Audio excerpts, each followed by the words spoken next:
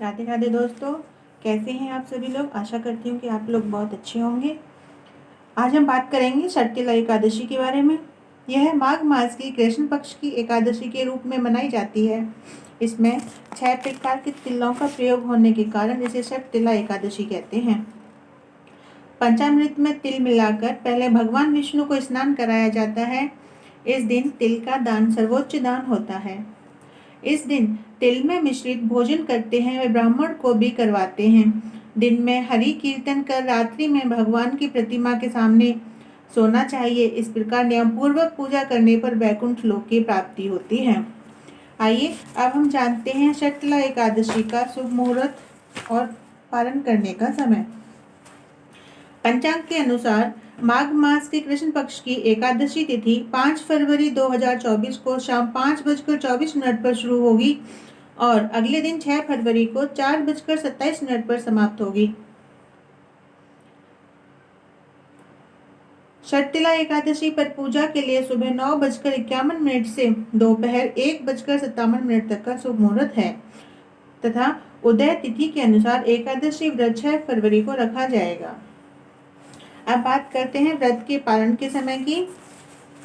शर्तिला एकादशी के व्रत का पालन का समय रहेगा शुभ समय 7 फरवरी को सुबह 7:06 से लेकर सुबह 9:18 तक।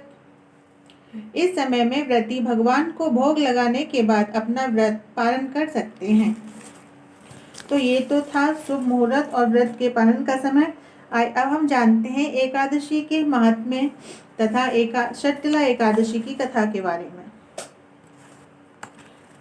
एक समय दालभ ऋषि ने पुलस्त्य ऋषि से पूछा, हे ब्राह्मण, मनुष्य मृत्युलोक में ब्रह्म हत्या आदि महान पाप, दूसरे के धन की चोरी, दूसरे की उन्नति देखकर ईर्ष्या आदि करते हैं, परंतु फिर भी वे नरक नहीं पाते, तो क्या कारण है?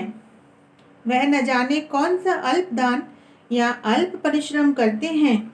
यह सब आप कृपा पूर्वक कहिए। इस पर पुलस्त्य ऋषि बोले, हे महाभाग, आपने मुझसे अत्यंत गंभीर प्रश्न पूछा है। इसको ब्रह्मा, विष्णु, इंद्र आदि भी नहीं जानते, परंतु मैं आपको यह गुप्त तत्व अवश्य ही बताता हूँ। माघ माह के आने पर मनुष्य को स्नान आदि से शुद्ध होकर इंद्रियों को वश में करके तथा काम, क्रोध, लोभ, मोह, ईर्ष्या, अभिमान आदि का त्याग कर भगवान का स्मरण करना चाहिए। हाथ पैर धोकर पुष्य नक्षत्र में गोबर, कपास, तिल मिलाकर कंडे बनाने चाहिए। वह इन कंडों से 108 बार हवन करें और यदि इस दिन मूल नक्षत्र और द्वादशी हो तो नियम से रहें। स्नान आदि नित्य क्रिया से शुद्ध होकर भगवान की पूजा कीर्तन करना चाहिए। एकादशी के दिन व्रत और रात्रि को जागरण तथा हवन करना चाहिए। दूसरे दिन धूप, दीप, नैवेद्य से भगवान की पूजा कर खिचड़ी का भोग लगाना चाहिए।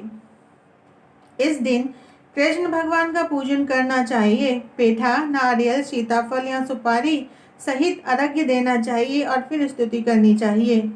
हे भगवान, आप अशरणों को शरण देने वाले हैं। आप संसार में डूबे हुए का उद्धार कीजिए। हे पुंडरीकाक्ष, हे कमल नेत्रधारी, हे विष्णु भगवान, हे जगत गुरु, आप लक्ष्मी जी की सहित मेरे इस तुक्ष अर्घ्य को स्वीकार करो। इसके बाद ब्राह्मण को जल बरहा कुंभ प्रदान करना चाहिए। ब्राह्मण को श्यामा गाय और तिल पात्र भी देना चाहिए। तिल स्नान और भोजन में श्रेष्ठ है, अतः मनुष्य को तिल दान भी करना चाहिए। इस प्रकार जो मनुष्य जितने दिन तिल का दान करता है वह उतने ही वर्ष स्वर्ग में निवास करता है। शर्तिला एकादशी के दिन तिल के 6 उपयोग बताए गए हैं, जिसके कारण इसका नाम शर्तिला एकादशी रखा गया है। पहला, तिल स्नान। नहाने के पानी में थोड़े से काले तिल मिलाकर स्नान करना चाहिए। दूसरा, तिल का उपटन। तिल का उपटन बनाकर इसका शरीर पर इस्तेमाल करना चाहिए। तिल का हवन। हवन करते वक्त तिल की आहुति देनी चाहिए। तिलोदक, तिल का भोजन और तिल का दान। यह षटतिला एकादशी कहलाती है। इससे अनेक प्रकार के पाप नष्ट हो जाते हैं। नारद ऋषि बोले, हे भगवान, आपको नमस्कार है। इस षटतिला एकादशी का क्या पुण्य और क्या कथा है, सो कहिए। श्री कृष्ण भगवान बोले, हे नारद, मैं तुमसे आंखों देखी सत्य घटना कहता हूँ। प्राचीन काल में मृत्युलोक में एक ब्राह्मणी थी। वह सदैव व्रत किया करती थी। एक समय वह एक महाव्रत करती रही। इससे उसका शरीर अत्यंत दुर्बल हो गया, परंतु उसने कभी भी देवताओं तथा ब्राह्मणों को धन तथा अन्नदान नहीं किया। इस प्रकार मैंने सोचा कि इस ब्राह्मणी ने व्रत आदि से अपना शरीर शुद्ध कर लिया है और इसको वैष्णव लोक भी मिल जाएगा, परंतु इसने कभी भी अन्नदान नहीं किया है। इससे इसकी तृप्ति होनी कठिन है। ऐसा सोचकर मैं मृत्युलोक में गया और ब्राह्मणी से अन्न मांगा। वह बोली, आप यहाँ किस लिए आए हैं? मैंने कहा, मुझे भिक्षा चाहिए। उसने मुझे एक मृत पिंड दे दिया। मैं उसे लेकर लौट आया। कुछ समय बीतने पर ब्राह्मणी भी शरीर त्याग कर स्वर्ग आई। मृत पिंड के प्रभाव से उसे एक आत्मगृह मिला, परंतु अपने को वस्तुओं से शून्य पाया।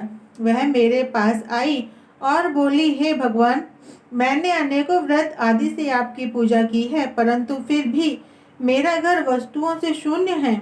मैंने कहा, तुम अपने गृह जाओ और देव स्त्रियां तुम्हें देखने आएंगी। जब तुम उनसे षटतिला एकादशी का पुण्य और विधि सुन लो, तब ही द्वार खोलना। भगवान के वचन सुनकर वह अपने घर को गई और जब देव स्त्रियां आकर द्वार खुलवाने लगी, तब ब्राह्मणी बोली कि यदि आप मुझे देखने आई हैं तो षटतिला एकादशी का महात्म्य कहिए, तभी मैं अपने भवन का दरवाजा खोलूंगी। उनमें से एक देव स्त्री बोली, ठीक है, सुनो, मैं तुम्हें षटतिला एकादशी का महात्म्य सुनाती हूँ। जब उसने षटतिला एकादशी का महात्म्य सुना दिया, तब उसने द्वार खोला। देव स्त्रियों ने उसको सब स्त्रियों से अलग पाया। ब्राह्मणी ने भी देव स्त्रियों की कहे अनुसार षटतिला का व्रत किया और इसके प्रभाव से उसका गृह धन धान्य से भरपूर हो गया। अतः मनुष्यों को षटतिला एकादशी का व्रत जरूर करना चाहिए। इससे मनुष्यों को जन्म जन्म में आरोग्यता प्राप्त होती है और दरिद्रता नष्ट हो जाती है। इस व्रत से मनुष्य के समस्त पाप नष्ट हो जाते हैं। राधे राधे।